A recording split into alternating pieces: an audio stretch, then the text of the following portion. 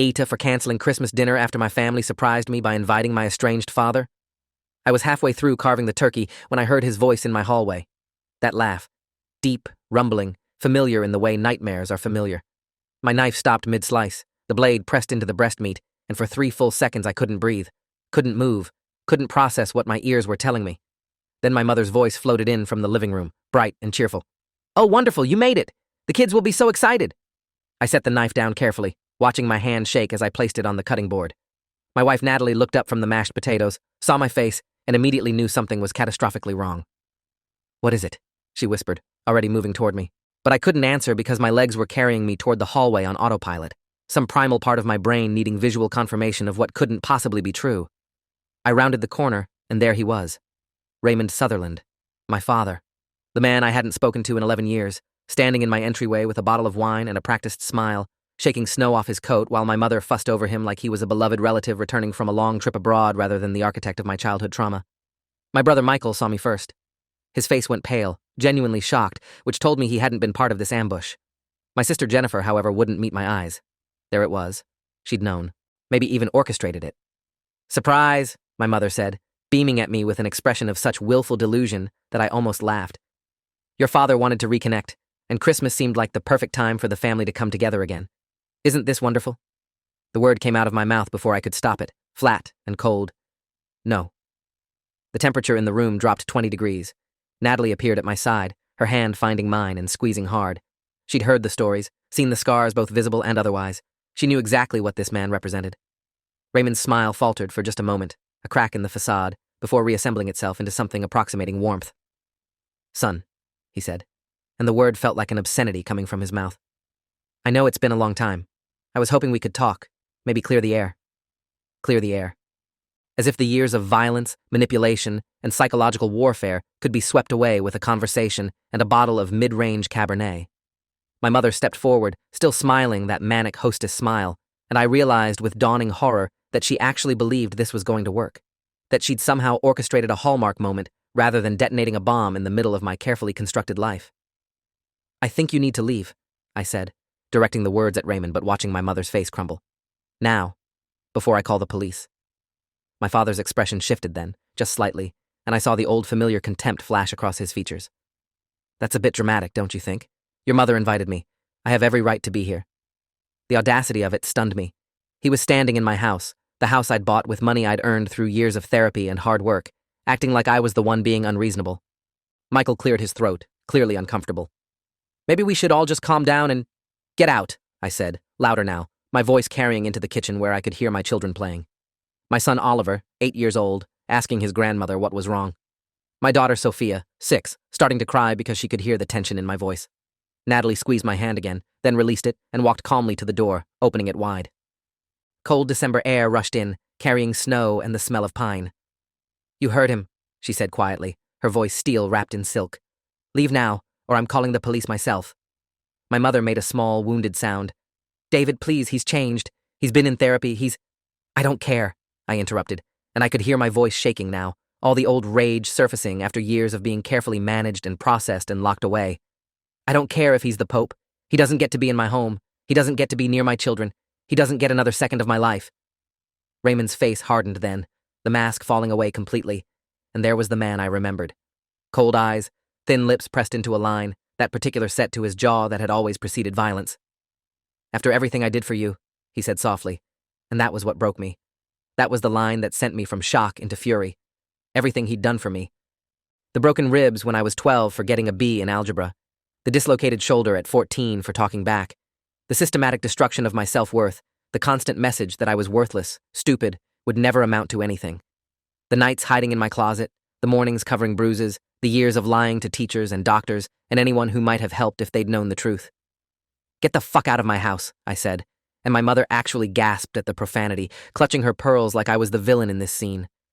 Raymond didn't move, just stood there, still holding that bottle of wine, looking at me with something that might have been pity if I didn't know him better. It was calculation. He was measuring me, determining whether I'd actually follow through or if I could still be manipulated like the scared child I'd once been. "I think we should all sit down and discuss this like adults," Jennifer said, finally finding her voice, and I turned to her with something close to hatred. "You knew," I said.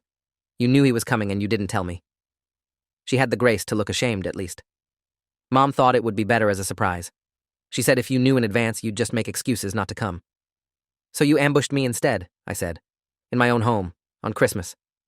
Michael stepped between us, hands raised in a peacekeeping gesture. "Look, nobody meant for this to blow up like this. Dad reached out to Mom a few months ago, said he wanted to make amends.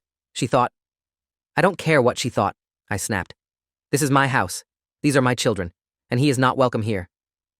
I looked at my mother, really looked at her, and saw the same willful blindness that had allowed the abuse to continue for years. The same desperate need to believe in the fantasy of a happy family, consequences be damned. She'd enabled him then, and she was trying to enable him now, and I was done being collateral damage in her delusions. Natalie's phone was already in her hand. "I'm calling the police," she said calmly.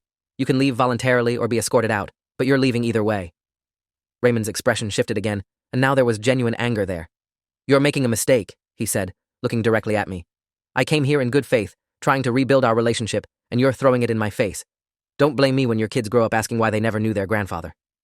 The threat was implicit but clear. He'd tell them stories, paint himself as the victim, poison them against me the way he'd poisoned everything else he touched. Before I could respond, Oliver appeared in the kitchen doorway, his small face confused and frightened. "Daddy? Why is everyone yelling?" That broke the standoff. I crossed to my son in 3 strides, scooped him up, and carried him back into the kitchen, away from Raymond's line of sight. Sophia was there too, hiding behind her grandmother Patricia, Natalie's mother, who'd been in the kitchen the whole time and looked absolutely horrified. "It's okay, buddy," I said, setting Oliver down and kneeling to his level. "Grandma invited someone who wasn't supposed to be here, but he's leaving now." Through the doorway, I could hear Natalie's voice, steady and firm, talking to the emergency dispatcher, giving our address, explaining the situation with careful, chosen words. Unwanted guest, refused to leave, making my husband uncomfortable in his own home. Not quite enough to constitute trespassing yet, but laying the groundwork, making it official. Patricia put her hands on both kids' shoulders. "Why don't we go upstairs and find those new coloring books Grandma brought?" she said brightly, already steering them toward the stairs. "I think there might be hot chocolate in it for anyone who can color a really good Christmas tree." The kids went willingly, relieved to escape the tension, and once they were gone, Patricia gave me a long look. "Do you need me to stay?" she asked quietly, and I shook my head. She'd been more of a parent to me than my own mother had ever been, and I knew she'd throw down if necessary, but I needed to handle this myself. She nodded and headed upstairs, and I went back to the hallway where Raymond still hadn't moved. The standoff lasted another 3 minutes before police sirens became audible in the distance. That finally motivated Raymond to action. He set the wine bottle down on my entry table with deliberate care, the gesture somehow more insulting than if he'd thrown it. "This is a mistake," he said again. "You'll regret this." Then he looked at my mother, who was crying now, makeup running down her face. "I'm sorry, Catherine. I tried." And he left, brushing past Natalie without another word, disappearing into the snowy night just as 2 patrol cars pulled up to the curb. I watched through the window as one officer intercepted him at the end of my driveway, and I saw Raymond transform in real time, becoming the charming, reasonable man he'd always been in public. All gestures and apologetic smiles, probably explaining what an unreasonable son he had, how he'd only wanted to reconnect. The other officer came to the door, and I found myself explaining the situation to Officer David Brennan, a stocky man in his early 50s with kind eyes and a notebook. I gave him the basics. Estranged father, 11 years of no contact, showed up uninvited, refused to leave when asked. Brennan took notes, asked if there was a history of violence. I hesitated, old habits dying hard. "You don't tell. You don't make trouble. You protect the family's reputation." Then I felt Natalie's hand on my shoulder and said, "Yes, extensive history, physical and psychological abuse throughout my childhood." Brennan's expression didn't change, but something shifted in his eyes. "Do you want to file a restraining order?" he asked. I hadn't even considered it. After 11 years, I'd thought I was free. I'd thought the distance was enough. But Raymond had found me, had invaded my home, had stood in my hallway making threats about my children. "Yes," I said. "I want a restraining order." Brennan gave me a card for a victim's advocate and explained the process. I'd need to go to the courthouse Monday morning, file the paperwork, appear before a judge.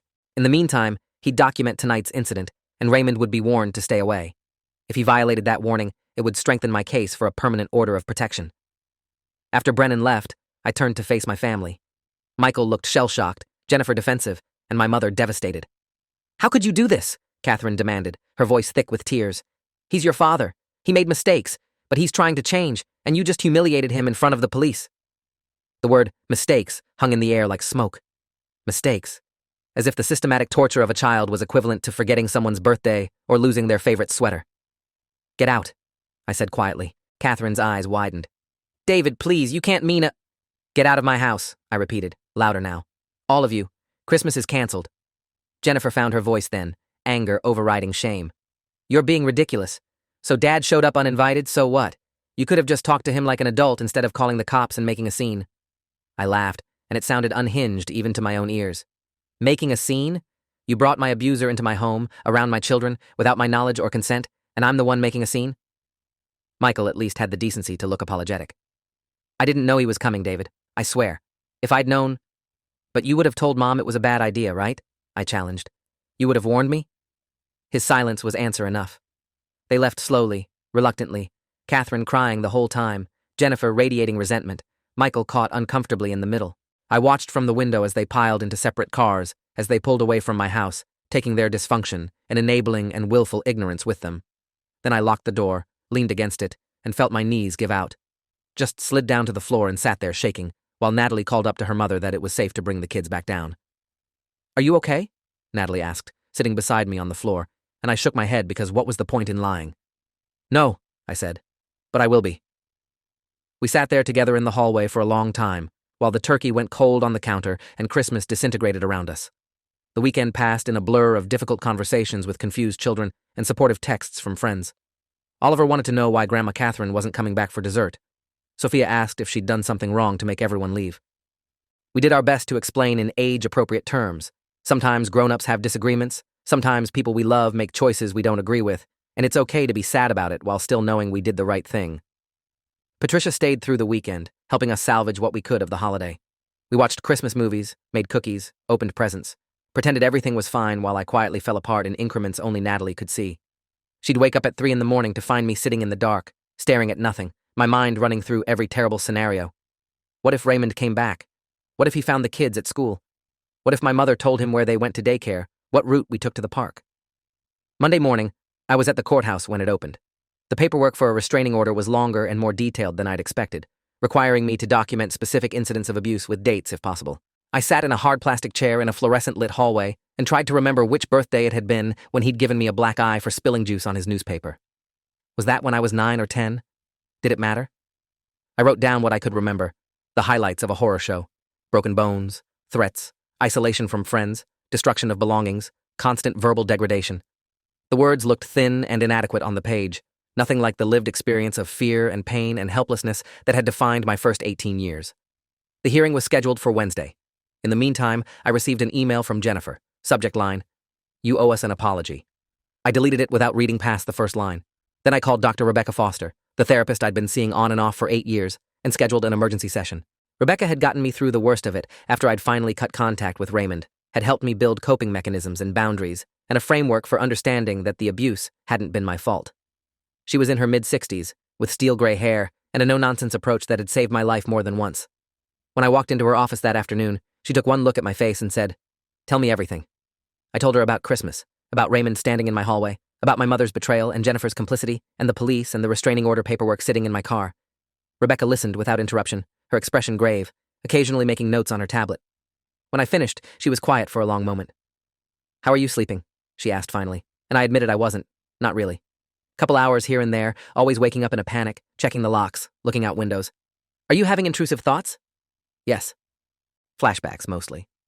Moments from my childhood rising up uninvited, triggered by the sound of Raymond's voice echoing in my memory. "Do you feel safe in your home?" I wanted to say yes, but the honest answer was no. Not anymore.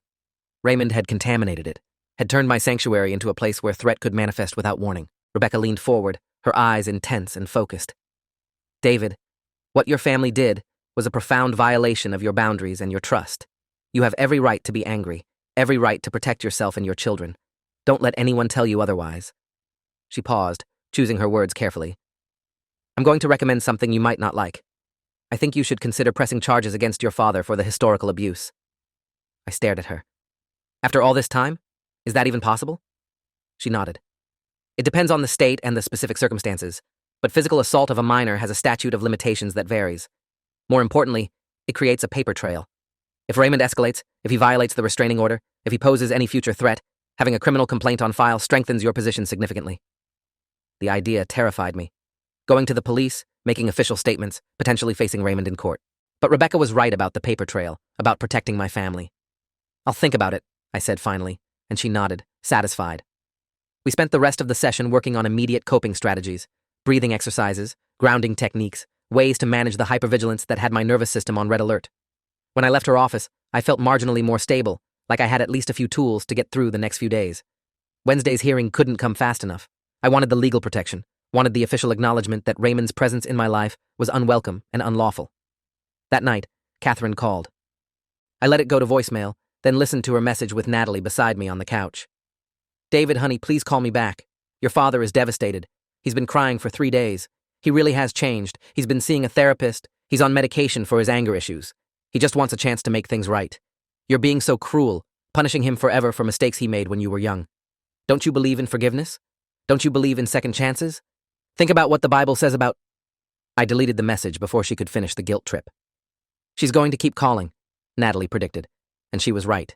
Over the next 2 days, I received 8 more calls from Catherine, 3 from Jennifer, and 1 from Michael, that I actually answered because he at least seemed somewhat aware that what had happened was wrong. "I'm sorry, man," Michael said. "I should have asked more questions when Mom said she was planning a surprise. I should have known it would be something like this." I appreciated the apology, but it didn't change the fundamental problem. "You knew what he did to me," I said. "You were there for some of it. How could you think having him at Christmas was ever going to be okay?" Michael sighed, and I could hear the exhaustion in his voice. "I don't know. Mom has this way of making you believe things, you know? She kept saying how much he'd changed, how he talks about you all the time, how he regrets everything. I guess I wanted to believe it was true." I understood that impulse. The desperate desire to believe your parents can change, that the family can somehow be repaired, that the past can be forgiven and forgotten. But I'd tried that route before, right after I turned 18. Raymond had seemed different for about 6 weeks, just long enough to make me hope. Then he'd shown up drunk at my college dorm and tried to punch me for embarrassing him by going to a school he thought was beneath our family's status. "He hasn't changed," I told Michael. "He's never going to change, and I'm done pretending otherwise." Wednesday morning arrived cold and gray, the kind of winter day where the sun never quite manages to break through the clouds.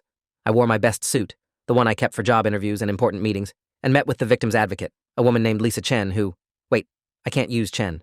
Let me restart that. I wore my best suit, the one I kept for job interviews and important meetings, and met with the victim's advocate, a woman named Lisa Harmon, who walked me through what to expect. The hearing would be brief, conducted by a judge in family court. Raymond would be present, would have the opportunity to contest the restraining order. I'd need to present my case clearly and calmly, sticking to facts and specific incidents. "Will I have to see him?" I asked, and Lisa nodded sympathetically. "He'll be in the courtroom, but you'll be addressing the judge, not him. Keep your focus on the bench, state your case, and let the evidence speak for itself." The evidence was substantial. I'd brought medical records from childhood injuries that my mother had always explained away as accidents or sports-related. I'd brought a copy of the police report from the incident at my college dorm. I'd brought a letter from Dr. Foster detailing the years of therapy related to childhood trauma and PTSD. I'd brought photographs of scars that had never fully faded, permanent reminders of Raymond's rage. Looking at it all laid out on Lisa's desk, I felt simultaneously validated and ashamed. Validated because here was proof, incontrovertible evidence that I wasn't making this up or exaggerating. Ashamed because these were my scars, my damage, my broken pieces on display for strangers to judge. The courtroom was smaller than I'd expected, more administrative than dramatic. Judge Patricia Donnelly presided, a woman in her early 60s with sharp eyes and reading glasses perched on her nose. Raymond sat across the aisle with his attorney, a slick-looking man in an expensive suit who probably cost more per hour than I made in a week. Raymond looked smaller than I remembered, diminished somehow, dressed in a humble cardigan and slacks designed to project reformed grandfather rather than violent abuser. It was a costume, and a good one. When Judge Donnelly called the case, Lisa stood and presented my petition. She outlined the history of abuse, referenced the documentation, described the Christmas incident, and Raymond's refusal to leave my property when asked. Raymond's attorney stood to respond, and I felt my stomach clench. "Your Honor, my client deeply regrets the mistakes of his past. He's spent the last decade in therapy, working to address his anger issues and become a better person. He's on medication, he attends support groups, he's made every effort to heal and grow." The attorney painted a picture of a reformed man, a repentant father who only wanted to reconnect with his son and meet his grandchildren. He characterized the Christmas visit as a misguided but well-intentioned attempt at reconciliation, orchestrated by my mother without Raymond's full understanding of how it would be received. "My client left peacefully when asked," the attorney continued. "He didn't threaten anyone, didn't become violent, simply left, and hasn't contacted the petitioner since. This request for a restraining order is a gross overreaction to an awkward social situation." I watched Judge Donnelly's face as she listened, trying to read her expression. and saw nothing. She was the picture of judicial neutrality, absorbing information without revealing her thoughts. When Raymond's attorney finished, the judge turned to me. "Mr. Sutherland, is there anything you'd like to add?" I stood, feeling every eye in the courtroom on me, and found my voice somewhere beneath the fear. "Your Honor, my father broke 3 of my ribs when I was 12 years old because I got a B in algebra. He dislocated my shoulder when I was 14 for talking back to him. He gave me a concussion when I was 16 for coming home 10 minutes past curfew. These aren't mistakes. They're felonies. The fact that he's supposedly in therapy now doesn't erase what he did or guarantee he won't do it again. He showed up at my home, around my children, without my consent. When I asked him to leave, he made implicit threats about poisoning my relationship with my kids. I don't feel safe with him in my life, and I don't want him anywhere near my family." My voice shook slightly on the last words, but I got them out. Judge Donnelly nodded, made some notes, then looked directly at Raymond. "Mr. Sutherland, do you contest the petitioner's account of the abuse?" Raymond stood slowly, and when he spoke, his voice was thick with emotion. Real or performed, I couldn't tell. "No, Your Honor. Everything my son said is true. I was a terrible father. I hurt him in ways I can never take back. I've spent the last 10 years trying to become someone worthy of forgiveness, but I understand if that's not possible. I just hoped—" He trailed off, the picture of broken repentance, and I felt rage wash through me because he was doing it again, performing, manipulating, making himself the victim in his own redemption narrative. Judge Donnelly's expression didn't change. "The court appreciates your acknowledgement of past actions," she said neutrally. "However, the purpose of a restraining order is not punishment, but protection. The question before me is whether the petitioner has a reasonable fear of future harm." She looked down at the documentation Lisa had submitted, taking her time, reading through medical records and police reports and therapy notes. The silence stretched until I could hear my own heartbeat pounding in my ears. Finally, Judge Donnelly looked up and delivered her ruling. "Based on the extensive history of violence, the recent boundary violation, and the petitioner's credible fear for his safety and the safety of his children, I'm granting a temporary restraining order for a period of 2 years. Mr. Sutherland Sr., you are to have no contact with the petitioner, his wife, or his children, either directly or through third parties. You are not to come within 500 feet of their home, their place of employment, or their children's school. Violation of this order will result in criminal charges and potential jail time. Do you understand?" Raymond nodded, his face carefully neutral, but I saw something flash in his eyes. Anger, maybe, or calculation. "Yes, Your Honor," he said quietly. The gavel came down, and just like that, it was over. I had my protection order. Raymond couldn't legally contact me, couldn't show up at my house, couldn't ambush me at the grocery store or my office. I felt relief flood through me, so intense it was almost painful, and had to grip the edge of the table to steady myself. Lisa put a hand on my shoulder. "You did great," she said quietly. "This is a good result." As I gathered my documents and prepared to leave, Raymond's attorney approached, all business now that the performance was over. "My client would like to pass along a message," he said, and Lisa immediately stepped between us. "Absolutely not. Any communication would violate the restraining order that was just issued." The attorney smiled thinly. "Not if it's delivered through legal counsel. My client wants Mr. Sutherland to know that he respects the court's decision and won't attempt contact. He hopes that someday, when emotions aren't so raw, they might be able to communicate in a constructive way." The message was ostensibly conciliatory, but I heard the subtext. "I'm not done with you. This is temporary. I'll find a way." I looked past the attorney to where Raymond stood, and our eyes met for just a moment. What I saw there confirmed every instinct that had told me to run. There was no remorse, no acceptance, no peace with the court's decision. There was only cold, calculating patience. He'd wait. He'd find another angle. He'd use my mother or Jennifer or Michael as proxies. The restraining order was a legal barrier, but Raymond had never cared much about laws when they inconvenienced him. "Tell your client," I said carefully, "that there will never be a time when we communicate constructively. The only relationship we have is the one defined by that restraining order. That's it. That's all there will ever be." I walked out without waiting for a response, Lisa at my side, and didn't look back. The winter air hit my face like a slap, cold and cleansing, and I stood on the courthouse steps for a long moment, just breathing. I'd done it. I'd stood up in court and told the truth and gotten protection for my family. It should have felt like a victory, and part of it did, but mostly I just felt tired. Tired and wary and certain that this wasn't the end, just the end of the beginning. Natalie was waiting in the parking lot, and when I climbed into the car, she searched my face. "Well?" she asked, and I showed her the paperwork. 2 years, 500 feet, no contact. She pulled me into a fierce hug, and I let myself sink into it, let myself feel safe for just a moment before the reality of enforcement and violation and consequence kicked back in. The fallout from the restraining order was immediate and predictable. Catherine called within an hour of the hearing ending, her voice shrill with indignation. "How could you do this to your father? He's devastated. He can't even contact you to apologize now." I hung up without responding. Jennifer sent a series of increasingly aggressive texts about how I was tearing the family apart, how I was being vindictive and cruel, how I needed to grow up and let go of the past. I blocked her number. Michael called that evening, his tone cautious. "Mom is losing it," he reported. "She's calling me every hour, crying about how you've ruined everything, how the family will never be the same. She wants me to talk to you, convince you to drop the restraining order." I laughed, hollow and bitter. "Tell Mom the family was already ruined. I'm just protecting myself from the wreckage." Michael was quiet for a moment. "I get it, man. I do. But you have to understand, this is hard for her too. She loves both of you, and now she's stuck in the middle." The enabling language set my teeth on edge. She's not stuck in the middle. She chose a side when she invited my abuser to my house. She chose a side every time she told me to forgive and forget, every time she minimized what he did, every time she prioritized his feelings over my safety. And now she gets to live with that choice. Michael sighed. "Okay, I hear you. But are you really never going to talk to Mom again? Or Jennifer? They're family, David. Despite everything." I thought about it, really thought about it. Could I have a relationship with people who demonstrated so clearly that my boundaries meant nothing to them? Who'd weaponized family obligation to force me back into proximity with my abuser? "Maybe someday," I said finally.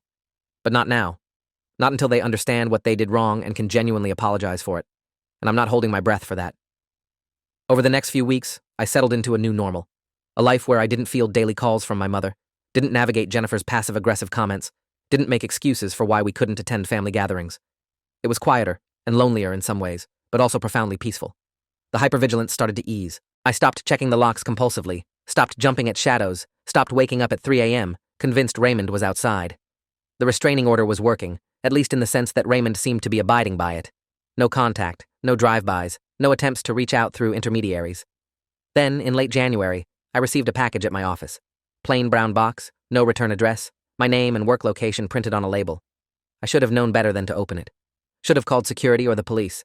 But curiosity won out, and I sliced through the tape with my keys and lifted the cardboard flaps. Inside was a scrapbook, old, leather-bound, filled with photographs I'd never seen before. Me as a baby, as a toddler, as a young child. Birthday parties and holidays and family vacations. Every photo carefully arranged, each one captioned in neat handwriting. David's first birthday. Beach trip, summer 1999. Christmas morning, age 6. It was a chronicle of my childhood, meticulously documented, and every single photograph featured Raymond prominently. Raymond holding me as an infant, Raymond teaching me to ride a bike, Raymond smiling at the camera while I blew out birthday candles. The message was clear. Look at what a good father I was. Look at all these happy memories you're choosing to forget. Look at what you're throwing away. My hands started shaking as I flipped through the pages, because I remembered these moments differently. I remembered the birthday party where Raymond had screamed at me for getting frosting on the carpet. I remembered the beach trip where he'd held my head underwater until I thought I was drowning, teaching me to swim. I remembered Christmas mornings followed by Christmas afternoons where any disappointment in a gift was met with violence. The photographs were real, but they were lies. Carefully framed shots that captured only the performance, none of the reality. At the bottom of the box was a note, typed rather than handwritten. "I thought you might want these. A reminder that our relationship wasn't all bad. People can change. Give me a chance to prove it." I called the police immediately. Officer Brennan came to my office, examined the package, and confirmed what I already knew. This was a violation of the restraining order. Contact included indirect contact through packages or letters. Brennan documented everything, photographed the scrapbook and note, and initiated a report. "This is enough to bring him in," Brennan said. "Violating a restraining order is a criminal offense. He's looking at up to 90 days in jail and a fine." The thought of Raymond actually facing consequences sent a strange thrill through me. After decades of getting away with everything, of charming his way out of trouble or intimidating people into silence, he might actually be held accountable. But Brennan's next words tempered my satisfaction. "Thing is, he'll probably claim he didn't know about the restraining order, or that someone else sent the package, or that it was already in the mail before the order was issued. Good defense attorney could argue it down to a warning." I felt the familiar frustration of a system that protected abusers through technicalities and loopholes. "So what do I do?" I asked. Brennan considered. "Document everything. Every package, every indirect contact, every time he gets close to violating that 500-foot boundary. Build a pattern. One incident, a judge might be lenient. Multiple incidents show deliberate harassment and disregard for the court order. That's when we can really nail him." Over the next month, the pattern emerged. Another package arrived, this one containing childhood toys Raymond had supposedly saved. A teddy bear I'd loved at age 5, a model car we'd built together, a trophy from Little League. Each item a weaponized memory, designed to make me doubt my own narrative. Then came the emails, sent to my work account from anonymous addresses, always carefully worded to avoid explicit threats. I saw your son at the park today. He has your eyes. Nice new car. The blue suits you. Mentions of my children, my movements, proof that he was watching despite the restraining order. Each incident got documented and reported. Brennan assembled a file, building the case for a restraining order violation charge that would actually stick. Meanwhile, I lived in a constant state of low-level dread, knowing Raymond was out there, circling, looking for weaknesses. Dr. Foster helped me process the renewed trauma, the violation of having my childhood weaponized against me. He's trying to rewrite history, she said during one session. He's trying to make you doubt your own memories, your own truth. That's classic abuser behavior. Don't let him get in your head. But he was already in my head, had been for 35 years, and no amount of therapy could fully exorcise his voice. The voice that said I was worthless, that I deserved the abuse, that I should be grateful he hadn't killed me, that I was weak for needing help, for going to therapy, for not being able to just get over it. In early February, Catherine called from an unknown number, getting past my blocks. Your father is in the hospital, she said without preamble. He had a heart attack. He's asking for you. I felt nothing. No concern, no guilt, just empty neutrality. I hope he recovers, I said mechanically. But I'm not coming to the hospital. The restraining order still applies. Catherine's voice rose to a near shriek. How can you be so heartless? He could die. And there it was again, the demand that I prioritize Raymond's needs over my own safety, that I set myself on fire to keep him warm. Mom, I said quietly, he made his choices. I've made mine. If he dies, that's sad, but it doesn't change anything between us. I'm hanging up now. She was still screaming when I ended the call. Natalie, who'd been listening from across the room, came and sat beside me. You okay? She asked, and I nodded, meaning it. I was okay. Maybe for the first time in my life, I was genuinely okay with disappointing my parents, with failing to meet their expectations, with choosing my own well-being over family obligation. Raymond survived the heart attack. According to Michael, who still maintained sporadic contact despite everything, it was minor. A warning shot rather than the main event. He'd been released from the hospital with medication and orders to reduce stress, which apparently included complaints to anyone who'd listen about his ungrateful son who wouldn't even visit him during a medical crisis. The narrative was being crafted in real time. Raymond as the suffering victim, me as the vindictive villain. I could see how it played to anyone who didn't know the full story. Father tries to reconcile with estranged son. Son not only rejects him but gets a restraining order. Won't even visit when father is hospitalized. It sounded monstrous when framed that way. But I'd learned the hard way that protecting my peace meant not caring what other people thought, even when the story they believed was twisted and incomplete. In March, the district attorney's office decided there was enough evidence to proceed with charges against Raymond for violating the restraining order. The accumulation of packages, emails, and Catherine's hospital call, made from Raymond's phone, painted a clear picture of deliberate harassment. The prosecutor, a sharp woman named Amanda Forrester, called me in for a meeting to discuss strategy. Amanda was in her late 30s, with the kind of focused intensity that suggested she didn't lose cases often. Your father's attorney is pushing for a plea deal, she told me. Probation, mandatory therapy, a stern warning, no jail time. What are your thoughts on that? I sat in her sterile government office and considered what I actually wanted. Revenge? Justice? Just for him to leave me alone? I want him to stop, I said finally. I want the harassment to end, permanently. If probation accomplishes that, fine. If it takes jail time, I'm okay with that too. But I need to know there are real consequences for violating the order, not just another slap on the wrist that he can ignore. Amanda nodded, making notes. The challenge with men like your father is that they're fundamentally convinced they're the victim. They can't conceive of themselves as the aggressor because that would require genuine self-reflection and accountability. What we've seen in his communications is classic Darvo: deny, attack, reverse victim, and offender. He denies the original abuse, attacks your credibility and motives, and positions himself as the victim of your cruelty. I'd never heard the term before, but it perfectly described Raymond's playbook. Amanda continued. We're going to push for conditional probation with the understanding that any further violation results in mandatory jail time, 90 days minimum, and we're going to request an extension of the restraining order from 2 years to 5. The preliminary hearing was scheduled for mid-April.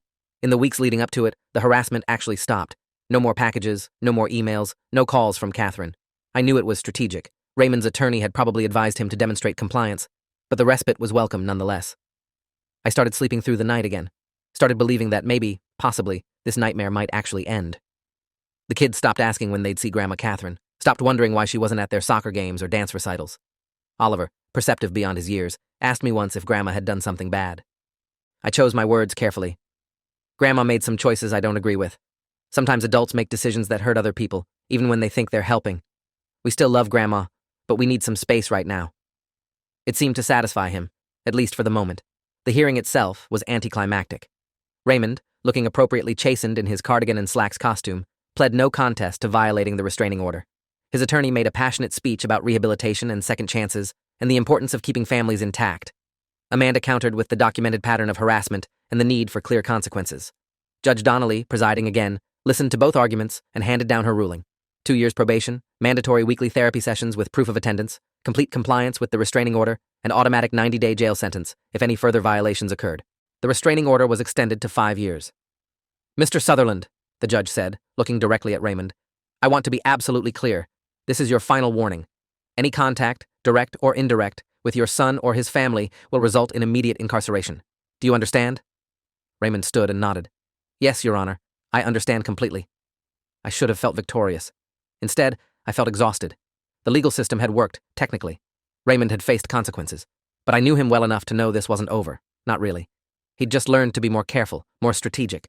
He'd wait out the probation, keep his head down, maintain the reformed father charade, and then... What? Come back in 3 years? 5? Try again with my kids when they were older, more vulnerable to his manipulation? The thought kept me up that night, staring at the ceiling while Natalie slept beside me. How do you ever really escape an abuser who's determined not to let you go? Then my phone lit up with a text from an unknown number. Just 3 words. "I'm still here." I sat up, heart pounding, and forwarded the message immediately to Officer Brennan and Amanda Forrester. Documentation, evidence, building the case. Brennan called the next morning. "We've traced the number. Burner phone, purchased with cash at a convenience store 3 blocks from your father's apartment. No way to definitively prove it was him, but the circumstantial evidence is strong." I felt sick. "So he gets away with it again?" Brennan's voice was sympathetic but firm. "Not necessarily. We can bring him in for questioning, lean on him a bit, remind him about the probation terms. But without proof it was him personally who sent that text, it's hard to make charges stick. However," and his tone shifted, became harder, "this kind of behavior escalates. Eventually he'll slip up, get sloppy, give us something concrete, and when he does, we'll be ready." The waiting game continued. Days passed with no further contact, then weeks. I started to relax again, started to believe maybe the text had been a final middle finger, a way for Raymond to prove he could still reach me, and now he'd actually back off. Then Michael called with news that changed everything. "Dad's moving," he said without preamble. "Selling the house, relocating to Arizona. He told Mom it's for health reasons. The dry climate is better for his heart condition. He's leaving next month." I felt a complicated mix of relief and suspicion. "Why are you telling me this?" Michael was quiet for a moment. "Because I thought you'd want to know. And because I think he's lying about why he's leaving. I think the probation and the restraining order made things too hot for him here. He's running." It made sense. Raymond had always been good at strategic retreats, at relocating when circumstances became uncomfortable. "Good," I said. "Let him run to Arizona. Let him start over somewhere else where he can't hurt me or my family." Michael hesitated. "There's something else. Mom's going with him." That stunned me. Catherine was leaving? Abandoning Michael and Jennifer and her grandchildren to follow Raymond across the country? "She told Jennifer and me last night," Michael continued. "She says it's to help Dad through the transition, make sure he settles in okay. But it feels like..." He trailed off, but I knew what he wasn't saying. It felt like Catherine was choosing Raymond over everyone else.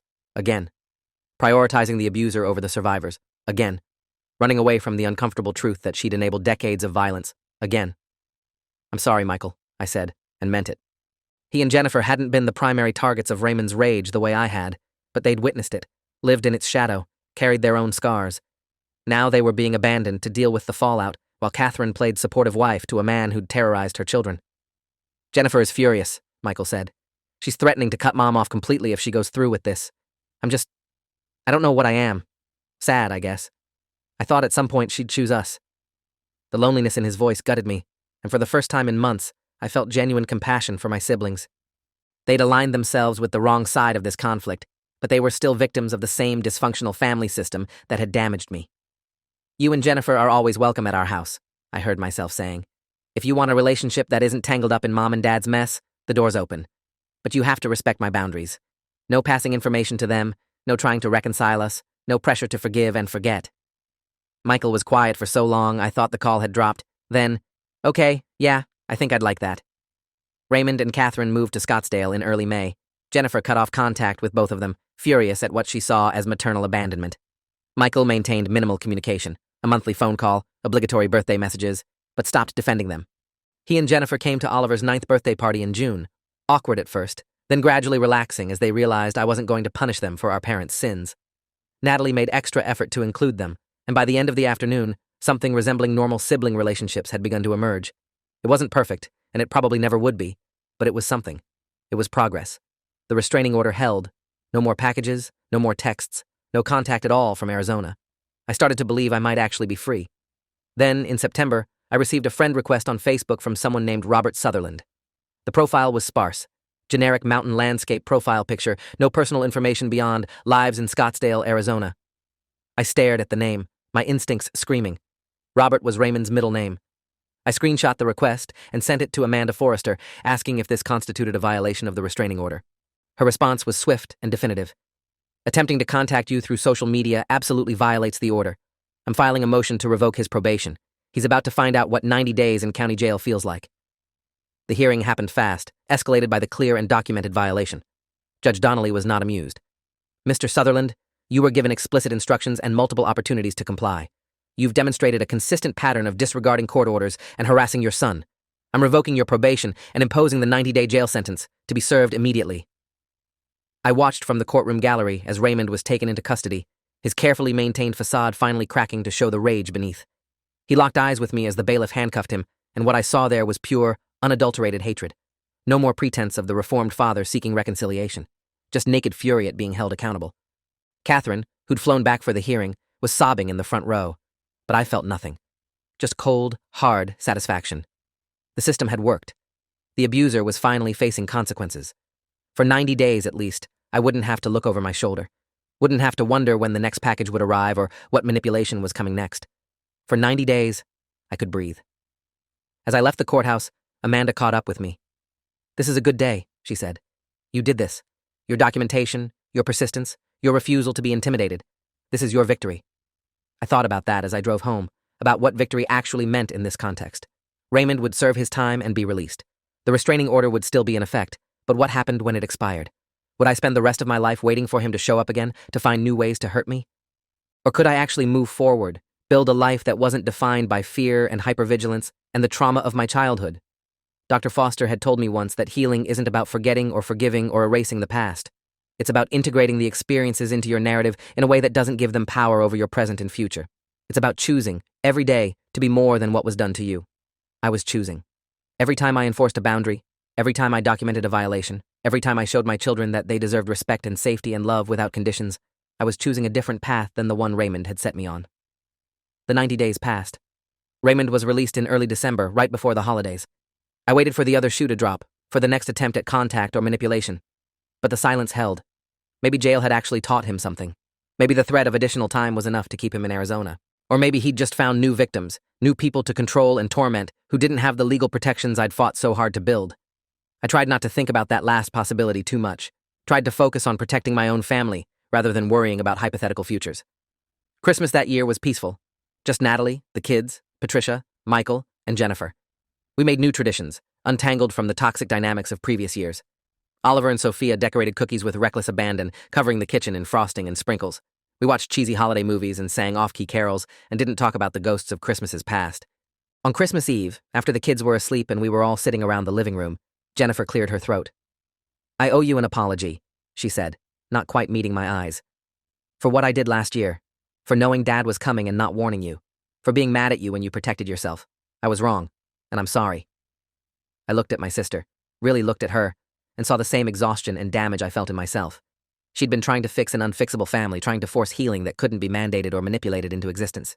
It had blown up in her face, cost her her relationship with our parents, forced her to confront truths she'd been avoiding. "Thank you," I said. "I accept your apology." Michael added, "Same here. I should have questioned things more, pushed back against Mom's plans. I let you down." I nodded, throat tight. We were all doing the best we could with what we knew. We're doing better now. That's what matters. The new year arrived quietly, without drama or crisis. The restraining order had 2 years left. Raymond remained in Arizona, apparently complying with its terms for the first time since it had been issued. I stopped checking my locks compulsively, stopped jumping at unexpected noises, stopped waking up in panic, convinced he was outside. Dr. Foster helped me work through the lingering hypervigilance, the way trauma rewires your brain to expect danger even when you're safe. It was slow work, frustrating work, but gradually I felt myself settling into something approaching peace. I got a promotion at work, a recognition of competence I'd struggled to believe I deserved. Natalie and I celebrated our 13th anniversary. Oliver made the honor roll. Sophia's dance recital brought tears to my eyes. Life moved forward, momentum carrying me away from the past. Then, in March, 15 months after his release from jail, I received notification from the Arizona Department of Corrections. Raymond Sutherland had been arrested for domestic violence against a neighbor. He'd apparently been in a relationship with a woman in his apartment complex, and when she tried to end things, he'd assaulted her. She'd fought back, had him arrested, and was pressing charges. The neighbor provided police with documentation of his history, newspaper articles about his restraining order violation in our state, court records showing the pattern of abuse. The prosecutor in Arizona was using all of it to argue for a substantial sentence. Raymond's mask had finally slipped in front of someone who wasn't his child, who wasn't conditioned to accept the abuse, who had the courage to fight back immediately rather than years later. I felt a complicated surge of emotions. Vindication that I'd been right about him, that he hadn't changed and never would. Guilt that someone else had been hurt because he'd been free to find new victims. Relief that the pattern was now documented in multiple states, multiple jurisdictions, making it harder for him to charm his way out of consequences. Sadness for the woman he'd hurt, and hope that she'd have access to the support and resources I'd needed years ago. Amanda called to let me know the Arizona prosecutor wanted to interview me as a witness to establish a pattern of behavior. I agreed immediately. Gave a detailed statement about the childhood abuse, the Christmas incident, the restraining order violations, everything. If my testimony could help put Raymond away for longer, keep him from hurting anyone else, I'd do it without hesitation. The trial happened that summer. I didn't attend, didn't need to relive it in person, but I read the transcript afterward. The neighbor, a woman named Rebecca Fitzgerald who reminded me of Dr. Foster in her refusal to be intimidated, testified powerfully about the escalating violence, the controlling behavior, the threats that had made her fear for her life. Character witnesses talked about Raymond's Jekyll and Hyde personality, charming in public and terrifying in private. My testimony was read into the record, establishing a decades-long pattern. Raymond's attorney tried to argue that his age and health issues warranted leniency, that he'd already suffered enough consequences and deserved another chance. The jury didn't buy it. They convicted him on multiple charges of assault, battery, and criminal threatening. The judge sentenced him to 8 years in state prison. 8 years. Raymond would be 73 when he got out, if he made it that long with his heart condition. The knowledge settled over me like a weight lifted. For 8 years, I wouldn't have to worry, wouldn't have to wonder, wouldn't have to maintain constant vigilance against an abuser who'd proven repeatedly that restraining orders and probation meant nothing to him. He was locked up, definitively, for nearly a decade. I cried when I got the news, sobbed actually, releasing years of accumulated fear and stress and hypervigilance. Natalie held me, and I let myself feel the full magnitude of relief. My children would grow up without his shadow. Oliver would be 17 when Raymond got out. Sophia would be 15. Old enough to understand the situation, old enough to protect themselves, old enough that Raymond couldn't manipulate them the way he'd manipulated me. Catherine filed for divorce 6 months into Raymond's sentence. According to Michael, she'd finally hit some kind of breaking point, finally acknowledged that the man she'd spent 40 years defending wasn't who she'd wanted him to be. She didn't reach out to me directly. I suspected she was too ashamed, but she sent cards to the kids on their birthdays and holidays, cautious attempts at rebuilding some kind of relationship. I let Natalie handle those, didn't interfere, but didn't facilitate either. If Catherine wanted a relationship with her grandchildren, she'd have to prove she could respect boundaries and prioritize their safety over her own need to play happy family. Time would tell if she was capable of that. Jennifer reconciled with Catherine cautiously, with strict boundaries and regular therapy to process the maternal abandonment. Michael maintained his monthly phone calls, adding Catherine back into his limited rotation of family obligations. I focused on my own healing, my own family, my own future. Started writing about my experiences, processing the trauma through words on a page that might help someone else in a similar situation recognize the patterns, find the courage to break free. Dr. Foster encouraged it as part of my therapy, and what started as personal journaling evolved into something I thought might be worth sharing. I created a blog, anonymous at first, detailing the journey from abuse to escape to legal protection to finally feeling safe. The response was overwhelming. Messages from people who'd been in similar situations, who felt seen and validated, who needed to know they weren't crazy for enforcing boundaries with family members. Some asked how I'd found the courage. I told them the truth. Courage wasn't a prerequisite. Fear was okay. What mattered was action, taking small steps toward safety, even when you're terrified. Years passed. Oliver graduated high school with honors, headed off to college studying psychology because he wanted to understand family dynamics and help people heal from trauma. Sophia developed into a fierce advocate for abuse survivors, volunteering at a local women's shelter in high school. They both knew the basics of what had happened with Raymond. I'd been honest in age-appropriate ways, and they both understood why certain boundaries existed in our family. They'd never met him, didn't want to, saw him only as the cautionary tale he was. The restraining order expired when Oliver was 16, but by then it was irrelevant. Raymond was still in prison, still serving his sentence in Arizona. I didn't renew the order, didn't need to. The prison walls were protection enough. When Raymond was released after serving 6.5 years of his 8-year sentence, I was ready. I'd spent the better part of a decade building a life he couldn't touch, creating support systems and legal protections and psychological strength he couldn't penetrate. He moved into a halfway house in Phoenix, subject to strict probation terms that prohibited him from leaving the state or contacting anyone from his past. Catherine had moved on, remarried actually, to a gentleman named Frank, who treated her with the kindness she'd never demanded from Raymond. Michael and Jennifer had built their own families, their own lives, separate from the dysfunction of our childhood, and I had my peace. My wife, my children, my work, my writing, my healing. Raymond was a footnote in my history now, not the defining chapter. I heard through Michael that Raymond tried to reach out, sent letters to the old addresses that got returned as undeliverable, tried to find me on social media, but discovered I'd locked down every account, scrubbed my digital presence clean. He was blocked at every turn, his attempts at contact hitting walls I'd spent years constructing. And eventually, according to Michael, who maintained the most tenuous connection to our father, Raymond gave up, accepted that he'd lost his family through his own actions, and there was no getting them back. I didn't know if that was true growth or just strategic surrender, and I found I didn't particularly care. He was no longer my problem, no longer my burden to carry, no longer the voice in my head telling me I was worthless. I celebrated my 50th birthday surrounded by people who loved me. Natalie, now silver-haired and beautiful, and still my safe harbor after 25 years of marriage. Oliver, home from graduate school where he was getting his doctorate in trauma psychology. Sophia, taking a gap year to work at a domestic violence prevention organization before starting college. Patricia, elderly now but still sharp and loving. Michael and Jennifer with their families, relationships rebuilt on foundations of mutual respect and honest communication. Friends I'd made through the years who knew my story and chose to be in my life anyway. Dr. Foster, retired now but still checking in occasionally because she cared about her patients beyond their billable hours. No one asked about Raymond. No one suggested we reach out for reconciliation or closure or any of the toxic forgiveness narratives society loves to push.